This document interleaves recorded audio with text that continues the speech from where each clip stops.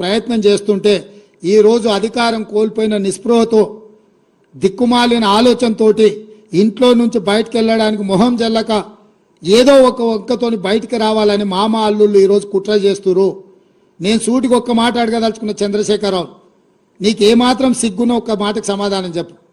ఇక్కడ ఎన్నికల రోజు పోలింగ్ రోజు పొద్దున్నే నాగార్జున సాగర్ భూభాగం మొత్తం తెలంగాణలో ఉంది. నాగార్జున సాగర్ ప్రాజెక్టు కంప్లీట్గా తెలంగాణ స్వాధీనంలో ఉంది. కనీసము శ్రీశైలం అన్న సగం వాళ్ళ చేతిలో ఉంది, సగం మన చేతిలో ఉంది. జగన్మోహన్ రెడ్డి పోలీసులు తుపాకులు వేసుకొని నాగార్జున సాగర్ డ్యామ్ మీదకి వచ్చి ప్రాజెక్టును హ్యాండ్ ఓవర్ చేసుకోరు. ఈ సన్నాసి రండా జగన్మోహన్ రెడ్డి తెలంగాణలోకి వచ్చి నాగార్జున సాగర్ ప్రాజెక్టును ఆక్రమించుకుంటే నోట్లకెళ్ళి మాట వెళ్ళలే. రండ పనులు చేసింది లొంగిపోయింది నువ్వు చంద్రశేఖరరావు. నువ్వు రండగాడి కాబట్టి జగన్మోహన్ రెడ్డి వచ్చి నాగార్జున సాగర్ మీద తుపాకులు వచ్చి ప్రాజెక్టును హ్యాండ్ ఓవర్ చేసుకుండు. అదే కాంగ్రెస్ అధికారంలో ఉన్నప్పుడు వచ్చి చూడమను, ఇవాళ రమ్మను, వచ్చి నాగార్జున సాగర్ మీదకి రమ్మను జగన్మోహన్ రెడ్డిని. నువ్వు రండగాడివి, జగన్మోహన్ రెడ్డికి ప్రాజెక్టును తాకట్టు పెట్టి తుపాకులు తీసుకొని వచ్చి నాగార్జున సాగర్ డ్యామ్ను ఆక్రమించుకుంటే పల్లెత్తు మాట మాట్లాడలేదు. నువ్వు పోయి కేంద్ర ప్రభుత్వానికి ప్రాజెక్టులను హ్యాండ్ ఓవర్ చేయడానికి నిధులను కేటాయించినోడు నువ్వు వచ్చి మమ్మల్ని బదనాం చేస్తావా, మా మీద మాట్లాడతావా?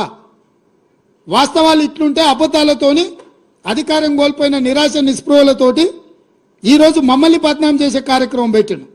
అందుకే నేను సూటిగా ఈ ఆధారాలు మీ ముందలు చెప్పి మీ ముందర మాట్లాడితే రేవంత్ రెడ్డి సెక్రటేరియట్లో సమావేశం పెట్టి చాలా మాట్లాడిండు.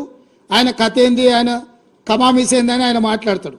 అందుకే నేను సూటిగా ఈరోజు మంత్రివర్గ సమావేశం అవుతుంది. అసెంబ్లీ సమావేశాలు ఎప్పటి నుంచి ఉంటాయో సాయంత్రం వరకు మీకు చెప్తాము. అసెంబ్లీ సమావేశాలల్లో వైట్ పేపర్ ప్రాజెక్టుల మీద రిలీజ్ చేస్తాం, ప్రాజెక్టుల హ్యాండ్ ఓవర్ మీద చర్చ పెడతాం. 48 గంటలు నువ్వు కోరుకుంటే ఇంకెక్కువ కావాలన్నా తలుపులు మూద్దాం, భోజనాలు అక్కడనే పెడతాం, బట్టలు తెచ్చుకో, మేము వస్తాం.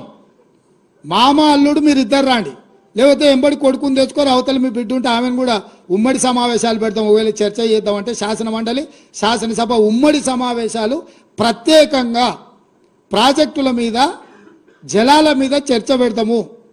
మాకెవ్వరు లేరు, నేను మా ఉత్తమ్ కుమార్ రెడ్డి గారు ఇద్దరమే మాట్లాడతాం. సంబంధిత శాఖ మంత్రిగా వారు మాట్లాడతారు, ముఖ్యమంత్రిగా నేను మాట్లాడతా. చంద్రశేఖరరావు, హరీష్ రావు, తారక రామారావు, కవితారావు నలుగురు మీరు ఒకరి తర్వాత ఒకరు అలచిపోకుంటే ఎంతసేపు అయినా మాట్లాడదాం, చర్చ చేద్దాం. నీకు చిత్తశుద్ధి ఉంటే, నీకు నిజాయితీ ఉంటే ఈ చర్చలకు రాకుండా ముఖం చాటేయకు చంద్రశేఖరరావు. నీకు నిజంగానే నిజాయితీ ఉంటే నీ 10 ఏళ్ల పరిపాలనలో తెలంగాణ ప్రాంతాన్ని, ఎడారిగా ఉన్న తెలంగాణ ప్రాంతాన్ని సస్యశ్యామలం చేయడానికి, పచ్చని పైర్లు పంటలు పండడానికి నువ్వు కృషి చేస్తే పూర్తిగా నదీ జలాల మీద, సాగునీటి ప్రాజెక్టుల మీద చర్చ చేద్దాము. చర్చ జరిగినంతసేపు నువ్వు కూర్చోవాలి. నువ్వు మాట్లాడినంతసేపు ఎంతసేపు అయినా మాట్లాడు, నువ్వు నీకు అనుమతిస్తాము, నిన్ను అభ్యంతర పెట్టము. నువ్వు నీ అల్లుడు, ఎందుకంటే 5 ఏళ్ళు ఆయన మంత్రి, 5 ఏళ్ళు ఈయన మంత్రి సాగునీటి ప్రాజెక్టు, 5 ఏళ్ళు ఈయన ముఖ్యమంత్రి, 10 ఏళ్ళు ఈయన ముఖ్యమంత్రి, 5 ఏళ్ళు ఆయన ఆర్థిక మంత్రి.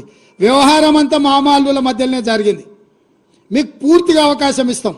ఒక్క నిమిషం కూడా నీ మైక్ కట్ చేయం చంద్రశేఖరరావు, రా. ప్రతి డాక్యుమెంట్ తీసుకొని నేను మా మంత్రివర్యులు ఉత్తమ్ కుమార్ రెడ్డి గారు మేము మాట్లాడతాం. వాస్తవాలను ప్రజలకు చెప్పుదాం. ఎవడు ద్రోహి, ఎవడు దొంగ, ఎవడు లొంగిండు, ఎవడు వంగిండు, ఎవడు ప్రాజెక్టులను తాకట్టు పెట్టిండు, ఎవడు ముఖ్యమంత్రి ఉన్నప్పుడు ఈ తెలంగాణకు అత్యంత ద్రోహం జరిగింది. ఉమ్మడి రాష్ట్రంలో జరిగిన అన్యాయానికంటే, 60 ఏళ్ళు ఉమ్మడి రాష్ట్రంలో జరిగిన పరిపాలనలో జరిగిన నష్టానికంటే చంద్రశేఖరరావు ముఖ్యమంత్రి అయిన 10 ఏళ్లలోనే కృష్ణానది జలాలలో తెలంగాణకు తీరని అన్యాయం జరిగింది. నేను నిర్దిష్టమైన ఆరోపణ చేస్తున్నా.